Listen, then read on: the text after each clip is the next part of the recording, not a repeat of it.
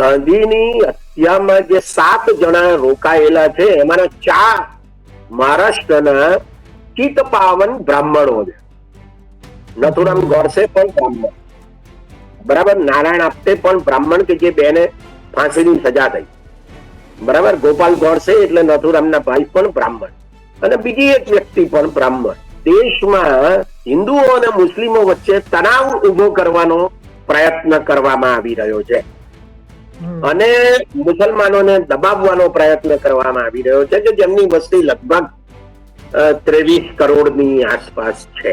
ક્યાંય પણ એવું આવે છે ખરું કે જેમાં ગાંધીએ દેશના ભાગલા માટે સંમત? સાથીઓ, જે વ્યક્તિને મહાત્મા કહેવામાં આવે છે, જે વ્યક્તિને અહિંસકના પૂજારી કહેવામાં આવે છે અને એમની અહિંસાની નોંધ સમગ્ર વિશ્વમાં લેવાતી હોય, જેને આ ભારત દેશમાંથી જે અંગ્રેજોની જે ગુલામી હતી એ ગુલામીમાંથી જે વ્યક્તિએ આઝાદી અપાવી, એ વ્યક્તિને ગોળીઓ ધરબી દેનાર એટલે કે નાથુરામ ગોડસે, જેને આજે ગુજરાતમાં જ્યાં ગાંધી જન્મ્યા, જ્યાં ગાંધી વિચારો જન્મ્યા, એ જગ્યાએથી નાથુરામ ગોડસેના નાટકો એ પ્રસ્તુત કરવાની કોશિશ થાય છે અને ક્યાંય ને ક્યાંય એવું બતાવવાનો પ્રયાસ હોય કે નાથુરામ ગોડસે ગાંધીજીની જે હત્યા કરી એની અંદર વાસ્તવિક કારણ શું હતું અને ગાંધીને સારો ચિતરવાનું.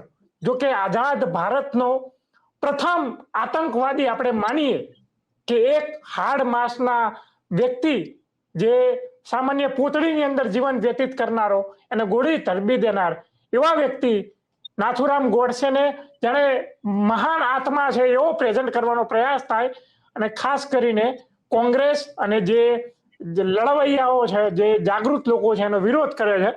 એ બાબતે આપણી સાથે હેમંત કુમાર શાહ પ્રોફેસર સાહેબ જોડાયા છે. એ મુદ્દે વિસ્તારથી ચર્ચા કરશે. નમસ્કાર, ક્રાંતિમાર્ગથી હું વિમિત કુમાર. હેમંતભાઈ, ક્રાંતિમાર્ગ આપનું હાર્દિક સ્વાગત છે. નમસ્કાર. શું કહેશો હેમંતભાઈ, અત્યારે તો એક નવો માહોલ પેદા થઈ રહ્યો છે. ગાંધીના દેશમાં ગાંધીના હત્યારાને મહાન બતાવવાનો પ્રયાસ થઈ રહ્યો છે.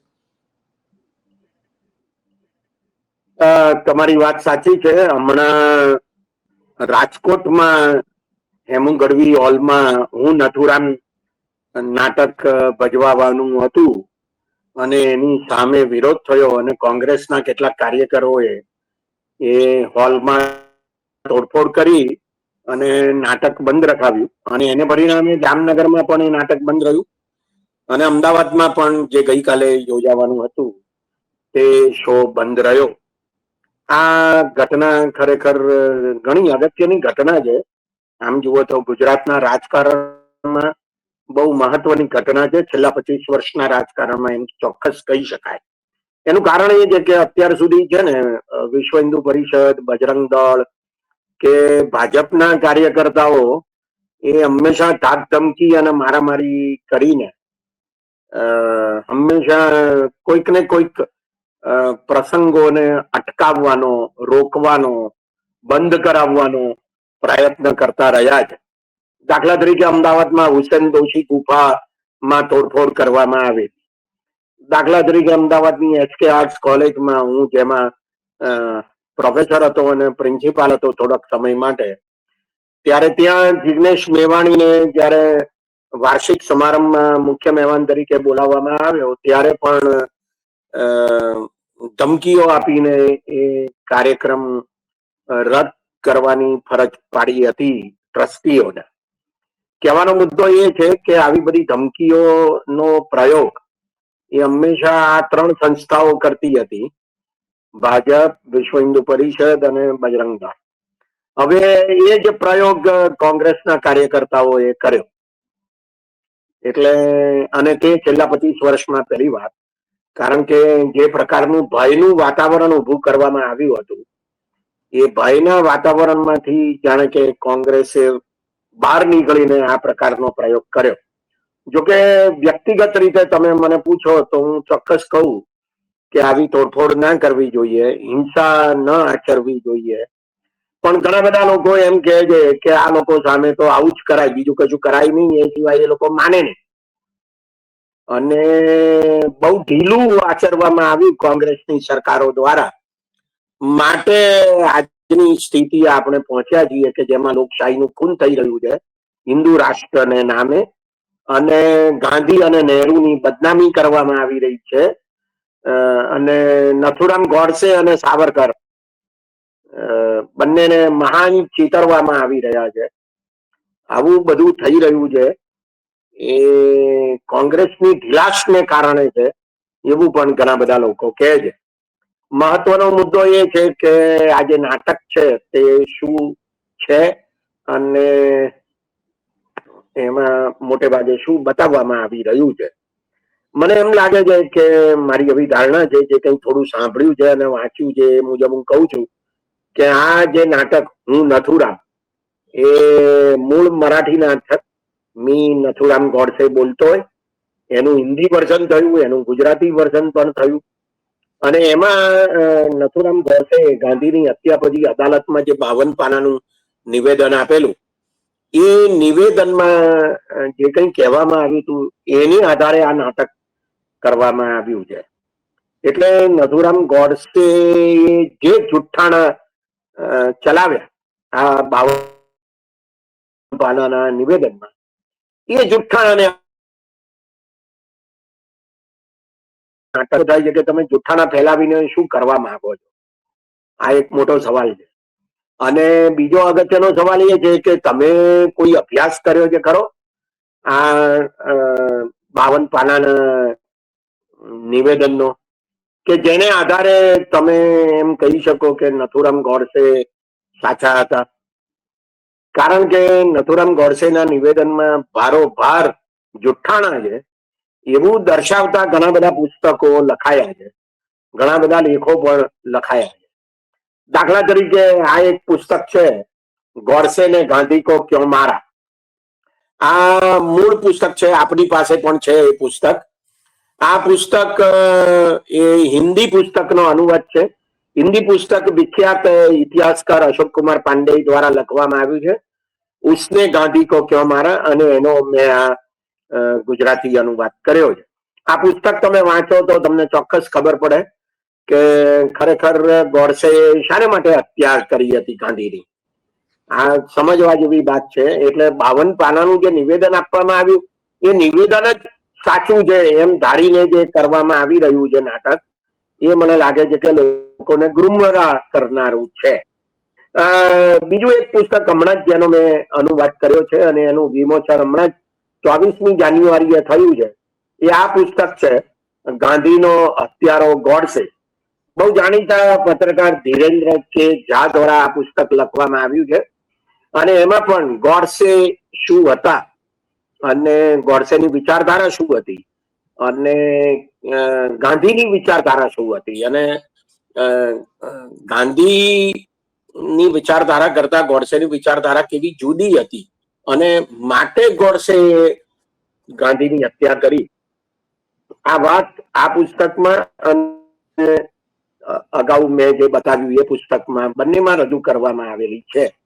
એટલું જ નહીં, મેં એક ત્રીજું પુસ્તક પણ અનુવાદ કર્યું છે, એ પણ અશોક કુમાર પાંડેનું પુસ્તક છે. એ છે સાવરકર. આ પણ હિન્દી પુસ્તક જેનો મેં ગુજરાતીમાં અનુવાદ કર્યો છે. સાવરકર, કાળા પાણીની સજા પૂર્વે અને પછી. એટલે સાવરકરની વિચારધારા શું હતી, સાવરકરની જિંદગી શું હતી, એ બધી વાતો પણ એમાં લખવામાં આવી છે. આપણે ચોક્કસ એમ કહી શકીએ કે સાવરકર ના પટ્ટ શિષ્ય હતા નથુરામ ગોડસે. એટલે સાવરકરની વિચારધારામાં એમની દીક્ષા થયેલી, અને સંઘ આરએસએસ એના બીજા સરસંઘ ચાલક માધવ સદાશિવ ગોલવલકર, કે જેને સંઘીઓ ગુરુજી કહે છે, એ ગોલવલકર નું જે પુસ્તક છે વી અવર નેશનહુડ ડિફાઇન્ડ, એ જે વિચારધારા રજૂ કરે છે એમાં ગોડસેની દીક્ષા થઈ હતી. અને સાવરકરનું જે પુસ્તક છે 1923માં લખાયેલું Hindutva and who is a Hindu, એ પુસ્તકના સંદર્ભમાં પણ ગોડસેની દીક્ષા થયેલી. એટલે આ બે પુસ્તકોમાં જે વિચારધારા હતી એ વિચારધારાની ખિલાફ હતા મહાત્મા ગાંધી. અને એટલે એમની હત્યા થઈ હતી. એટલે એ વિચારધારાને સમજવાની મને લાગે છે કે બહુ જરૂર છે. એટલે જો માત્ર ગોડસેના 52 પાનાના નિવેદનને આધારે તમે નાટક બનાવો તો એનો અર્થ એવો તો ચોક્કસ થઈ શકે કે તમે ગોડસેની વિચારધારાને જે રજૂ કરી રહ્યા છો અને એની સામેનો પક્ષ રજૂ નથી કરી રહ્યા, બરાબર. અને બીજું કે આ જેમણે આ નાટક લખ્યું, જે આ લોકો ભજવે છે, બરાબર, એમને કઈ વિચાર ના આવ્યો કે આપણે ગોડસેનું નાટક બનાવીએ છીએ, હું નથુરામ તો હું મોહન, એવું નાટક ના બનાવાય કે જેમાં મોહનદાસ કરમચંદ ગાંધીની વિચારધારાની રજૂઆત થાય, બરાબર ને? તો આ મને લાગે છે કે મહત્વનું છે, એમ ચોક્કસ કહી શકાય. જી હેમંતભાઈ, પણ આ નાટકની અંદર તો મને ખાસ ખબર નથી, મેં નાટક જોયું નથી, પણ ખાસ કરીને એક એવો પ્રચાર એવો થાય છે કે 55 કરોડ રૂપિયા જ્યારે પાર્ટીશન થયું, આ દેશના ભાગલા પડ્યા, પાકિસ્તાન અલગ થયું, ત્યારે ગાંધીજીએ ઉપવાસ કરીને ભારત સરકારને દબાણ કર્યું કે તમે પાકિસ્તાનને 55 કરોડ રૂપિયા આપો, એના માટે ઉપવાસ કર્યા હતા. અને એનાથી નારાજ થઈને નાથુરામ ગોડસે હત્યા કરી ગાંધીની. આમાં કેટલી તથ્ય સત્યતા? જે પુસ્તક છે ગોડસે ને ગાંધી કો ક્યો મારા હે, એના ભાગ 3 નું પહેલું પ્રકરણ જ આ છે, 55 કરોડ રૂપિયા જુઠ્ઠા પ્રચારનું રાજકારણ. આ વાત આપણે જરા બરાબર સમજવાની જરૂર છે. નથુરામ ગોડસેના ભાઈ ગોપાલ ગોડસે, અને એમને પણ આજીવન કેદની સજા થયેલી. એ કેદમાંથી છૂટ્યા. નથુરામ ગોડસેને તો ફાંસી થઈ હતી, એમના સાથી જે હતા નારાયણ આપટે, એમને પણ ફાંસી થઈ હતી, પણ એમની સાથે જે બધા સાગરીતો હતા એમાં એમના નાના ભાઈ પણ હતા, ગોપાલ ગોડસે. અને એ ગોપાલ ગોડસે ને જયારે કેદમાંથી છોડવામાં આવ્યા ત્યારે એમણે એક મુલાકાત આપી હતી એક સામયિકને, અને એમાં એમણે એવું કહ્યું હતું કે આ જે 55 કરોડ રૂપિયાનો મામલો છે, પાકિસ્તાનને 55 કરોડ રૂપિયા આપવાના સંદર્ભમાં, એ મામલો જ એક ટર્નિંગ પોઈન્ટ હતો. એટલે કે નથુરામ ગોડસેના જીવનમાં એ ટર્નિંગ પોઈન્ટ હતો કે જેને કારણે નથુરામ એકદમ ગુસ્સે ભરાયા મહાત્મા ગાંધી ઉપર, અને એમણે ગાંધીની હત્યા કરવાનું નક્કી કરી નાખ્યું. આ એક આમ જુઓ તો સાવ જુઠ્ઠાણું છે. એટલે માત્ર નથુરામ ગોડસે જુઠ્ઠા છે નહીં, ગોપાલ ગોડસે પણ જુઠ્ઠા છે. એનું કારણ એ છે કે 55 કરોડનો કોઈ મામલો નહોતો ને ત્યારે પણ નથુરામ ગોડસે ને એમના સાગરીતોએ મહાત્મા ગાંધીની હત્યા કરવાના પ્રયાસો કર્યા, બરાબર. એટલે એ વખતે તો ક્યાંય 55 કરોડ રૂપિયાનો મામલો હતો જ નહીં. હવે સવાલ એ છે કે આ 55 કરોડ રૂપિયાનો મામલો શું છે એ આપણે સમજીએ તો આપણને ખબર પડે કે નથુરામે પોતાના અદાલતી બયાનમાં જે 55 કરોડનો ઉલ્લેખ કર્યો એમાં કેટલું જુઠ્ઠાણું છે, બરાબર. પહેલો મુદ્દો એ કે દેશના ભાગલા થયા, બ્રિટિશ ઇન્ડિયાના ભાગલા થયા, ભારત અને પાકિસ્તાન થયું ત્યારે રિઝર્વ બેંક ઓફ ઇન્ડિયા એ આપણી કેન્દ્રીય બેંક હતી. એ કેન્દ્રીય બેંકમાં જે પૈસા પડેલા એમાં ભારતના કેટલા અને પાકિસ્તાનના કેટલા, લગભગ 400 કરોડ રૂપિયા રિઝર્વ બેંક પાસે હતા. એ વખતની વાત છે, 1947ની. એટલે પાકિસ્તાનના 3 સભ્યો અને ભારતના 3 સભ્યો એમ કરીને 6 જણાની એક કમિટી બનાવી. આ કમિટીએ નક્કી કર્યું કે 75 કરોડ રૂપિયા પાકિસ્તાનને આપવાના અને બાકીના 325 કરોડ રૂપિયા ભારત પાસે રહેશે. આવું નક્કી થયું. અને છેક ઓક્ટોબર 48 સુધી તો રિઝર્વ બેંક એ બંનેની બેંક હતી, પાકિસ્તાનની પણ બેંક હતી અને ભારતની પણ બેંક હતી, ઓક્ટોબર 1948 સુધી, બરાબર.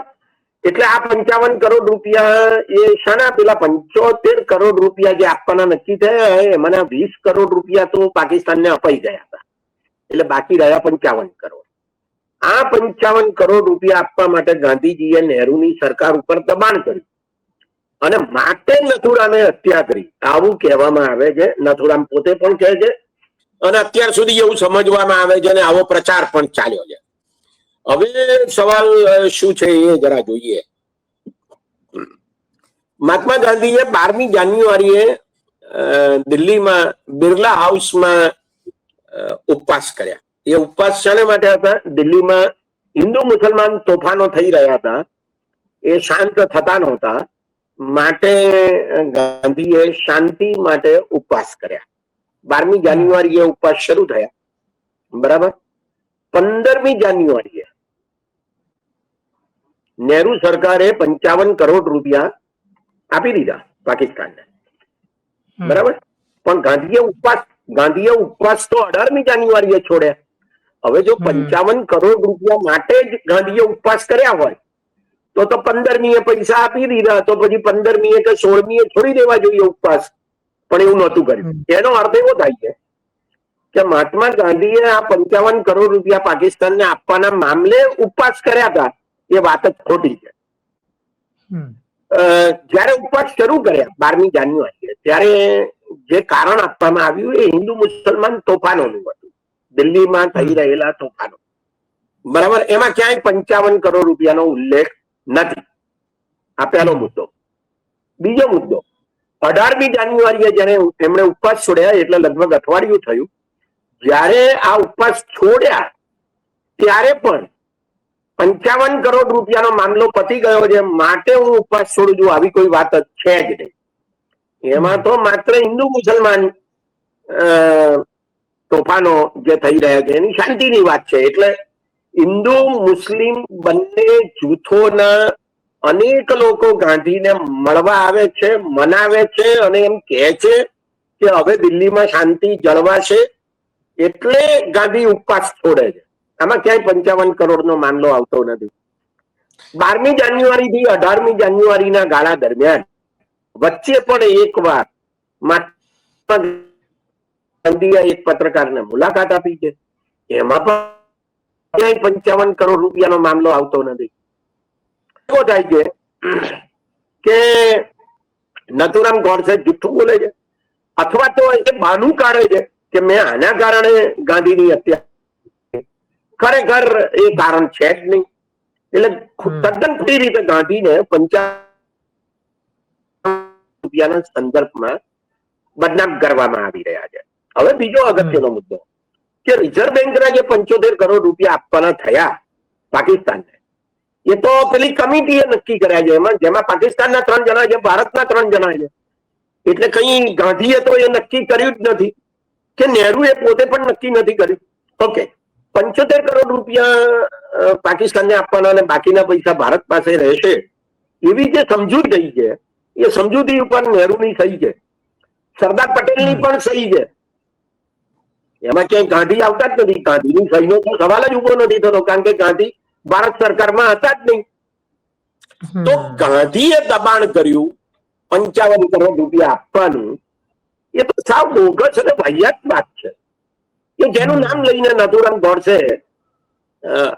38 વર્ષના નથુરામ ગોડસે 78 વર્ષના મહાત્મા ગાંધીની હત્યા કરે છે. શરમ નથી આવતી આવું જુઠ્ઠું બોલતા અદાલતમાં? અને એ મુદ્દાને આધારે તમે નાટક બનાવો છો, તમને પણ શરમ તો આપવી જોઈએ ખરેખર. કે તમે પૂરતા પ્રમાણમાં સંશોધન નથી કરતા, જોતા નથી નથુરામ ગોડસે સાચા છે કે ખોટા છે. આ એક મહત્વનો મુદ્દો છે, બરાબર. પણ આ સિવાય જો કોઈ મહત્વનો મુદ્દો હોય તો તે એ છે કે નથુરામ ગોડસે જે વિચારધારાને ભરેલા છે, એ વિચારધારા મેં અગાઉ કહ્યું તેમ 2 પુસ્તકો ને આભારી છે. એક હિન્દુત્વ, હુ ઇઝ અ હિન્દુ, સાવરકરનું પુસ્તક છે, અને બીજું પુસ્તક છે તે ગોલવલકરનું છે, વી ઓર અવર નેશનહુડ ડિફાઇન્ડ. આ બંને પુસ્તકમાં જે વિચારધારા છે એ કઈ વિચારધારા છે? એ મનુસ્મૃતિની વિચારધારા છે, હિન્દુ રાષ્ટ્ર ઉભું કરવાની વિચારધારા છે, બરાબર. કે જેમાં હિન્દુ સિવાયના બધા લોકોને આઝાદ ભારતમાં દ્વિતીય કક્ષાના નાગરિક બનાવી દેવામાં આવે, એમને કોઈ અધિકાર ન હોય, એ નાગરિક જ ના કહેવાય લગભગ. એવા પ્રકારની વિચારધારા આ 2 પુસ્તકોમાં રજૂ થઈ છે. અને જો તમે ગોલવલકરનું પુસ્તક વાંચો તો તમને ખબર પડે કે હિટલરની પ્રશંસા કરે છે, નાઝીવાદની અને ફાસ્ટવાદની પ્રશંસા છે એમાં. અને એ એમ કહે છે કે જે પ્રકારનો ઉકેલ યહૂદીઓના પ્રશ્નનો ઉકેલ હિટલર લાયો, એ પ્રકારનો ઉકેલ ભારતમાં અજમાવવાની જરૂર છે, આવું કે છે. એટલે એનો અર્થ શું થાય? એનો અર્થ તો એવો થાય ને કે ભારતમાં મુસલમાનોની કતલ કરવામાં આવે, જે રીતે હિટલરે જર્મનીમાં 60 લાખ યહૂદીઓની કતલ કરી નાખી. આવા પ્રકારની જે વિચારધારા છે, એ વિચારધારામાં નથુરામ ગોડસેની દીક્ષા થયેલી છે, એ એને વરેલા છે. હવે આ વિચારધારાની આડે મહાત્મા ગાંધી એક મોટો અવરોધ હતા, કોંગ્રેસ એક મોટો અવરોધ હતી, જવાહરલાલ નહેરુ એક મોટો અવરોધ હતા. કારણ કે નહેરુ, ગાંધી, કોંગ્રેસ આખી એ આ હિન્દુ રાષ્ટ્રના વિચારને વરેલી નહોતી.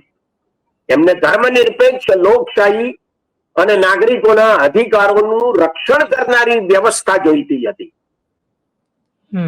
જે ગોડસેને જોઈતી નહોતી, સાવરકરને જોઈતી નહોતી, ગોલવલકરને જોઈતી નહોતી. એમને તો દેશ આઝાદ થાય પછી શું કહેવાય કે હિન્દુ રાષ્ટ્ર જોઈતું હતું. અને હિન્દુ રાષ્ટ્ર એટલે શું? એટલે પેશવા રાજ જોઈતું હતું. પેશવા રાજનો અર્થ એવો છે કે એ બ્રાહ્મણ રાજ છે, બધા પેશવાઓ બ્રાહ્મણ હતા. શિવાજી, છત્રપતિ શિવાજી ના અવસાન પછી મહારાષ્ટ્રમાં જે રાજ્ય સ્થપાયું તે પેશવા રાજ હતું. એ પેશવા રાજ પછી અંગ્રેજો આવ્યા, એટલે પેશવાઓને એમ થાય, બ્રાહ્મણોને એમ થાય કે આ તો અમારું રાજ હતું ને અમને પાછું મળવું જોઈએ. એટલે એ લોકો પેશવા રાજની સ્થાપના કરવા માંગતા હતા. અને જુઓ તમે કે ગાંધીની હત્યામાં જે 7 જણા રોકાયેલા છે, એમાંના 4 મહારાષ્ટ્રના ચિત્તપાવન બ્રાહ્મણો છે. નથુરામ ગોડસે પણ બ્રાહ્મણ, બરાબર, નારાયણ આપતે પણ બ્રાહ્મણ, કે જે બેને ફાંસીની સજા થઈ, બરાબર. ગોપાલ ગોડસે એટલે નથુરામના ભાઈ પણ બ્રાહ્મણ, અને બીજી એક વ્યક્તિ પણ બ્રાહ્મણ, બરાબર. તો આ જે વિચારધારા છે, એ વિચારધારાની આડે ઉભા છે મહાત્મા ગાંધી, અડીખમ.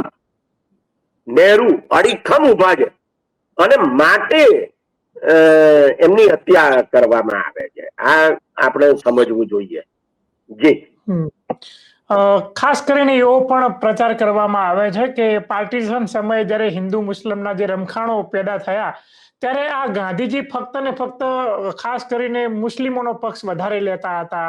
આવું સોશિયલ મીડિયા મારફતે એવો પ્રચાર કરવામાં આવે છે, વોટ્સએપના માધ્યમે એવા મેસેજ મોકલવામાં આવે છે. તો આમાં કેટલી સત્યતા?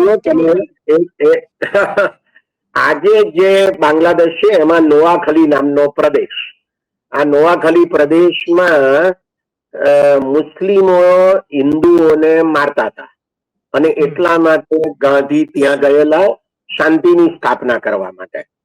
પછી એ આવ્યા કલકત્તા, પછી ગયા બિહાર, અને ત્યાંથી આવ્યા દિલ્હી, બરાબર. તો કલકત્તામાં કોની હત્યા થતી હતી? મુસલમાનોની હત્યા થતી હતી, વધારે મુસ્લિમો, બરાબર. નોઆખલીમાં હિન્દુઓની, દિલ્હીમાં મુસ્લિમોની, બિહારમાં હિન્દુઓની, બરાબર. તો ગાંધી કોઈની તરફેણ કરતા હતા. એટલે શું તમારે એમ સમજવાનું કે ગાંધી હિન્દુઓ મરી જાય એની તરફેણ કરતા હતા? અને ગાંધી તો એમ કહેતા હતા કે હું પોતે સનાતની હિન્દુ છું, તો એ હિન્દુઓ મરી જાય એવી તરફેણ કરે? આ કેવી બોગસ વાતો ચલાવવામાં આવે છે, બરાબર. અને આ કોણ ચલાવે છે એ આપણે જાણીએ છીએ, રાઈટ. એ કયો આઈટી સેલ ચલાવે છે અને એને ફેલાવે છે એ આપણે બહુ સારી રીતે જાણીએ છીએ. સવાલ એ છે કે આમ કરીને દેશમાં હિન્દુઓ અને મુસ્લિમો વચ્ચે તણાવ ઉભો કરવાનો પ્રયત્ન કરવામાં આવી રહ્યો છે, અને મુસલમાનોને દબાવવાનો પ્રયત્ન કરવામાં આવી રહ્યો છે, કે જેમની વસ્તી લગભગ 23 કરોડની આસપાસ છે આ દેશમાં અત્યારે. મારો કહેવાનો મુદ્દો એ છે કે આવા નાટકો કે ફિલ્મો દ્વારા જે પ્રકારની વાતો અત્યારે રજૂ કરવામાં આવી રહી છે, એ લોકોને ભ્રમિત કરનારી છે, ગાંધીને ગાળો આપવા માટે પ્રેરનારી છે, જુઠ્ઠાણા ફેલાવનારી છે, અને ગોડસેનું કે સાવરકરનું મહિમા મંડન કરનારી છે. આપણે જોઈએ છીએ કે થોડા વખત પહેલા 30મી જાન્યુઆરીએ કે જે દિવસે નથુરામ ગોડસે મહાત્મા ગાંધીની હત્યા કરેલી, એ દિવસે જ એક મોટા ગાંધીના ચિત્ર આગળ, ફોટા આગળ એક માણસ ગોળી લઈને ઉભો છે, બંદૂક લઈને, અને જાણે કે ગોળી મારા છે. આવું ચિત્ર હજુ હમણાં જ આવ્યું હતું 2-5 વર્ષ પહેલા, બરાબર. એટલે ગાંધીને મારવાની કોશિશ અત્યારે પણ થઈ રહી છે, અને ગોડસેને મહાન ચિતરવાની કોશિશ થઈ રહી છે. જે માણસે 6 વખત પોતે અંગ્રેજોની જેલમાંથી છૂટવા માટે માફી માંગેલી, અને પછી એકવાર તો બીજી એક વ્યક્તિએ કાગળ લખેલો માફી માંગતો, એટલે કુલ 7 વખત માફી માંગવામાં આવેલી. એને તમે વીર કહો છો, અને વીર સાવરકર ના નામના પૂતળા બનાવવામાં આવે છે, કોમ્પ્લેક્સ બનાવવામાં આવી રહ્યા છે. એમનું મહિમા મંડન થઈ રહ્યું છે કે જે વીર સાવરકરે દેશના ભાગલા થાય એને માટે સિદ્ધાંત આપ્યો હતો એમના પુસ્તકમાં, હિન્દુત્વ, હુ ઇઝ અ હિન્દુ, 1923માં લખેલું આ પુસ્તક સાવરકરે. અને એમાં એમણે એવું કીધેલું કે હિન્દુઓ અને મુસલમાનો અલગ અલગ રાષ્ટ્ર છે. આવી વાત નો સ્વીકાર કરવામાં આવ્યો અને પાકિસ્તાનની માંગણી કરવામાં આવી. એ તો છે 1940માં મુસ્લિમ લીગે ઠરાવ કર્યો. 17 વર્ષ પછી મુસ્લિમ લીગ એમ કહે છે કે અમારે પાકિસ્તાન, કારણ કે મુસલમાનો અને હિન્દુઓ બે અલગ અલગ રાષ્ટ્ર. પણ એ વાત તો છે કે 1923માં સાવરકરે કરી. તો પછી સાવરકરની વિચારધારા, જી શું કહો છો? તો પછી કેમ એવું કહેવામાં આવે છે અત્યારે કે ગાંધી એ પાર્ટીશન એટલે કે ભારત પાકિસ્તાનના ભાગલા થાય એના પક્ષધર હતા? ગાંધી ભાગલા માટે જવાબદાર કેવી રીતે હતા એ તો મને કહો. તમે દેશના ભાગલા વિશે જેટલા પુસ્તકો લખાયા છે, બરાબર, હજારો પાના લખાયેલા છે, ક્યાંય પણ એવું આવે છે ખરું કે જેમાં ગાંધીએ દેશના ભાગલા માટે સંમતિ આપી હોય? બતાવો મને કોઈ એક ઉદાહરણ બતાવો, કોઈ એક જગ્યા બતાવો ગાંધી બોલ્યા હોય કે ગાંધીએ લખ્યું હોય, મને બતાવો તમે કે જયારે એમણે સંમતિ આપી હોય. તો ગાંધી દેશના ભાગલા પડ્યા એના માટે કેવી રીતે જવાબદાર હોય? એ તો એ જમાનાના સંજોગો હતા. નંબર 1, અંગ્રેજોની કુટિલ રાજનીતિ હતી. નંબર 2 અને નંબર 3 કે આરએસએસ ના ગોલવલકર અને સાવરકર હિન્દુ મહાસભા, આ 2 જણાએ પોતાના પુસ્તકોમાં જે વિચારધારા રજૂ કરી હતી હિન્દુ રાષ્ટ્રની, અને જેમાં હિન્દુઓ અને મુસલમાનો અલગ અલગ રાષ્ટ્રો જે એમ કહેવામાં આવતું હતું, એ બધા જવાબદાર હતા. એને બદલે તમે એમ કહી રહ્યા છો કે ગાંધી જવાબદાર હતા, કોંગ્રેસ જવાબદાર હતી. કોંગ્રેસે પણ છેલ્લી ઘડીએ આ પાડી કે આ ચલો ભાગલા મંજૂર છે, અને સરદાર પટેલે મહાત્મા ગાંધીને એમ કહેલું કે દેશમાં આંતરવિગ્રહ જોઈએ કે આઝાદી, આવી પરિસ્થિતિ છે. એવા પ્રકારના સંજોગોમાં આઝાદીની પસંદગી થઈ અને માટે ભાગલા મંજૂર થયા. એટલે સરદાર પટેલ હોય, નહેરુ હોય કે કોંગ્રેસ હોય, એમને કોઈને દેશના ભાગલા કરવા નહોતા, બરાબર. પણ માહોલ એવા પ્રકારનો ઉભો કરવામાં આવ્યો હતો હિન્દુઓ અને મુસલમાનોની વચ્ચે કે જેથી તણાવ વધી ગયેલો અને માટે દેશના ભાગલા થયા. આ એક હકીકત છે. અને બીજું કે દેશ આઝાદ થાય ત્યારે સાવરકર અથવા આરએસએસ આ બધાને હિન્દુ રાષ્ટ્ર જોઈતું હતું. એટલે એમને એમ હતું કે અંગ્રેજો જશે પછી આપણે જ છીએ, એમાં ક્યાંય કોંગ્રેસ આવવાની નથી. અને જો કોંગ્રેસ આવવાની હોય તો આપણે એ બધાને સાફ કરી નાખીએ. નથુરામ ગોડસે અગ્રણી નામનું એક મરાઠી છાપુ ચલાવતા હતા, એ પૂર્ણથી ચાલતું હતું, બરાબર. એ પોતે એના સંપાદક હતા, અને જેમને ફાંસી થઈ એમની સાથે જે નારાયણ આપતે એના મેનેજર હતા. આ છાપામાં એક કાર્ટૂન છપાયેલું. એ કાર્ટૂનમાં એવું હતું કે 10 માથાળો રાવણ છે. એ રાવણનું મુખ્ય શરીર એટલે મહાત્મા ગાંધી, અને બે જણા એ રાવણની સામે તીર લઈને ઉભા છે. અને એ 10 માથામાં કોણ છે ખબર છે? નહેરુ છે, સરદાર પટેલ છે, મૌલાના આઝાદ છે, શ્રી રાજગોપાલાચારી છે, બરાબર, આંબેડકર પણ દેખાય છે. આવા બધા નેતાઓ, જેવી ક્રિપલાની પણ છે, આવા બધા નેતાઓ એટલે રાવણ. મહાત્મા ગાંધી તો ખરા જ. આ બધા મોટા ભાગના કોંગ્રેસી નેતાઓ. અને એની સામે તીર લઈને ઉભા છે કોણ? તો સાવરકર અને શ્યામા પ્રસાદ મુખર્જી. આ એ શ્યામા પ્રસાદ મુખર્જી કે જેમણે આરએસએસ ના જનસંઘની સ્થાપના કરી અને પહેલા પ્રમુખ થયેલા. આમ છતાં આવું ચિત્ર આવ્યું, ઠટ્ટા ચિત્ર, કાર્ટૂન આવ્યું, તેમ છતાં શ્યામા પ્રસાદ મુખર્જીને નહેરુએ પોતાના પ્રધાનમંડળમાં સભ્ય બનાવેલા.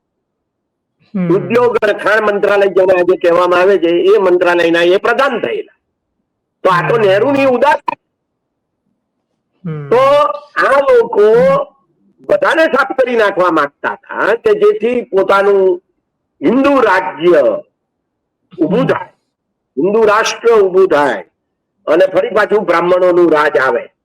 આવા પ્રકારની એમની મનસા હતી, એમાં કોઈ શંકાને સ્થાન નથી. એની સામે ધર્મનિરપેક્ષ લોકશાહી અને નાગરિક અધિકારોનું રક્ષણ બધા નાગરિકોના સંદર્ભમાં થાય એવી લોકશાહી ઊભી કરવા માટેનું સપનું એ કોંગ્રેસે જોયેલું છે. 1931માં કે જ્યારે કરાચીમાં કોંગ્રેસનું અધિવેશન મળેલું અને એ અધિવેશનમાં કોંગ્રેસે ઠરાવ કરેલો છે અને એ ઠરાવમાં લખેલું છે કે આપણે ધર્મનિરપેક્ષ ભારત બનાવવાનું છે, આપણે નાગરિકોના અધિકારોનું રક્ષણ થાય એવું ભારત બનાવવાનું છે, જેમાં ન્યાય અને સમાનતા હોય એવું ભારત બનાવવાનું છે અને લોકશાહી હોય એવું ભારત બનાવવાનું છે. આ છે તો 1931માં કોંગ્રેસે નક્કી કરેલું કે જેની વિરુદ્ધ આરએસએસ હતા, હિન્દુ મહાસભા હતી અને સાવરકર હતા અને ગોડસે તો એમના પટ્ટ શિષ્ય હતા. એટલે આ વાત મને લાગે છે કે આપણે સૌએ સમજવાની જરૂર છે. અત્યારે જેટલો પ્રચાર ચાલી રહ્યો છે એ પ્રચાર ની સામે આપણે સત્યને પીછાણવાની આવશ્યકતા છે એવું મને લાગે છે. જી પ્રોફેસર સાહેબ, મારે એક સવાલ પૂછવો છે, તમારી પાસે ત્યાં જાણવું છે. તમે કહો છો કે હિન્દુ રાષ્ટ્ર બનાવવામાં અવરોધમાં કોંગ્રેસ આવતી હતી, જવાહરલાલ નહેરુ આવતા હતા, સરદાર વલ્લભભાઈ પટેલ આવતા હતા અને આ બધા ડિસિઝન મેકર એ વખતે હતા કે ડિસિઝન લઈ શકે. ગાંધી તો કોંગ્રેસી એમનું સભ્ય પદે નહોતું. તેમ છતાંય જવાહરલાલ નહેરુ, કોંગ્રેસ, સરદાર વલ્લભભાઈ પટેલ આ વિચારધારા એમનો વાળ વાંકો ન કરી શકી, તો ગાંધીની હત્યા કેમ થઈ? પછી સરદાર વલ્લભભાઈ પટેલના બધા બક્ષી દેવામાં આવ્યા. એવું નથી ઈચ્છતા કે આપણે ગાંધીની હત્યા એટલા માટે થઈ ના એમ નહીં. ગાંધીની હત્યા થાય છે એનું એક અગત્યનું કારણ એ છે કે એમને એમ હતું કે ગાંધીની હત્યા થયા પછી દેશમાં એટલો બધો જુવાળ ફાટી નીકળશે એમની તરફેણમાં, હિન્દુ રાષ્ટ્રની વિચારધારાની તરફેણમાં, કે જેથી પછી નહેરુની સરકાર બધી ડગમગી જશે અને પોતે પછી એ સરકારમાં બેસી જશે. આવા પ્રકારની એમની વિચારધારા હતી, એમનો વિચાર હતો, એટલે એ ગાંધીની હત્યા કરે છે. બરાબર. પણ થયું ઊંધું કે લોકો ગાંધી પ્રત્યે સહાનુભૂતિ ધરાવતા થઈ ગયા, નહેરુ પ્રત્યે સહાનુભૂતિ ધરાવતા થઈ ગયા અને આરએસએસ પ્રત્યે તો બધાને ઘૃણા થઈ ગઈ, ધિક્કાર થઈ ગયો એ વખતે. અને એટલે એમના પાસા સબળા ના થયા. એટલે આપણે જરા સમજવાની જરૂર છે. જી, અત્યારના જે નેતાઓ જ્યારે ગાંધીજીની જન્મ જયંતિ હોય કે પુણ્યતિથિ હોય, જે ગાંધીજીના પ્રતિમા ઉપર હાર પહેરાવે છે અને વર્તમાનમાં જે પરિસ્થિતિ મુજબ નાથુરામ ગોડસેના આવા નાટકો થાય છે, ક્યાંય ને ક્યાંય આવા નાટકો ઉપર પ્રતિબંધ ખાસ કરીને સરકારે જ લગાવવા જોઈએ. અને જો સરકાર પ્રતિબંધ ન લગાવે તો ક્યાંય ને ક્યાંય શું આવી સરકાર અથવા એવા સરકારના નેતાઓને આ ગાંધીજીની પ્રતિમા ઉપર હાર પહેરાવવાનો કોઈ અધિકાર છે ખરો? તમને શું લાગે છે? જો ભાજપની જે સરકારો છે એ એવું સમજે છે કે કોંગ્રેસ અને ગાંધી બે એક જ છે, અમારે ગાંધી સાથે કશી લેવા દેવા નથી. પણ તેમ છતાંય એમણે બીજી ઓક્ટોબરે અને 30મી જાન્યુઆરીએ રાજઘાટ જવું પડે છે વડાપ્રધાને. એ કેટલી બધી મજબૂરી કહેવાય કે જેની વિચારધારા સાથે બિલકુલ સંમત નથી અને જેને ગાળો આપનારી સંસ્થા પ્રચારક તરીકે રાજઘાટ જાય છે. કેટલી મોટી મજબૂરી કહેવાય. જવું પડે છે, એની પાસે જવું પડે. અને ભાજપના નેતાઓએ પણ ગાંધીનું નામ તો લેવું જ પડે છે. તમે જુઓ કે RSS ની એક સંસ્થા છે સ્વદેશી જાગરણ મંચ. તો આ સ્વદેશી જાગરણ મંચના કાર્યક્રમોમાં ગાંધીનો ફોટો ઘણી વાર હોય છે, મોટે ભાગે હોય છે. મેં જોયો છે એટલે હું તમને કહું છું. એ કેમ ગાંધીનો ફોટો મૂકે છે? બીજા કોઈ કેમ નથુરામ ગોડસેનો ફોટો મૂકો ને, કેમ મૂકતા નથી? તમે આટલા બધા એ વિચારધારાના સમર્થક છો તો તમે ગાંધીની વિચારધારાના વિરોધી છો. એ ગાંધીની હત્યા કરનારનો ફોટો તમે કેમ નથી મૂકતા અને ગાંધીનો ફોટો મૂકો છો? એનો અર્થ એ કે ગાંધી તમારી મજબૂરી છે. બરાબર? એટલે મજબૂરી કા નામ મહાત્મા ગાંધી નથી, મજબૂરી કા નામ મહાત્મા ગાંધી નથી, મજબૂતી કા નામ મહાત્મા ગાંધી છે. ગાંધી તો આજે મજબૂત છે, તમે મજબૂર થઈ ગયા છો. તમે ગાંધી પાસે જવા માટે મજબૂર થયેલા છો એમ કહી શકાય. એટલે આખી વાતને મને લાગે છે કે સમજવાની જરૂર છે. હું તમારા દર્શકોને ફરી એકવાર વિનંતી કરું કે આ જે પુસ્તકો છે કે જેમાં આ બધી વિગતો આપવામાં આવેલી છે, ગોડસે ને ગાંધી કો ક્યો મારા, બીજું આ પુસ્તક સાવરકર, અને ત્રીજું મારું પુસ્તક ગોડસેનો ગાંધીનો હત્યારો ગોડસે. આ 3 પુસ્તકો વાંચે. આ કઈ બહુ વધારે મોંઘા નથી આ પુસ્તકો. એક પુસ્તક એ 2-3-4 આઈસ્ક્રીમ જેટલી જ કિંમતનું છે. પણ જો આ વાંચવામાં આવે તો તમને ખ્યાલ આવશે કે ગોડસે કોણ હતા, RSS કોણ છે અને હતો, હિન્દુ મહાસભા શું હતી અને સાવરકર પોતે શું હતા. આ બધી બાબતોની સમજૂતી તમને આ 3 પુસ્તકોમાંથી મળે તેમ છે. જી બિલકુલ પ્રોફેસર સાહેબ, ક્રાંતિ માર્ગે જોડાઈને જે ગાંધી અને ગોડસે વિશે જે વાતચીત કરી અને સત્યતા બહાર લાવવાની કોશિશ કરી છે, આપને આપના આભારી છીએ કે આટલી વ્યસ્તતા વચ્ચે પણ તમે સમય ફાળવ્યો. તો આ હતા આપણી સાથે પ્રોફેસર હેમંત કુમાર શાહ કે જેમણે સત્ય બહાર લાવવાનો પ્રયાસ કર્યો છે અને એમના જે પુસ્તકો છે એ વાંચવા લાયક છે. અમે પણ વાંચેલા છે અને અધૂરું જ્ઞાન એક નાટકના માધ્યમથી લેવું એની કરતા પુસ્તક વાંચી લેવું સારું. તમે જોતા રહેજો ક્રાંતિ માર્ગ, ઇન્કલાબ જિંદાબાદ.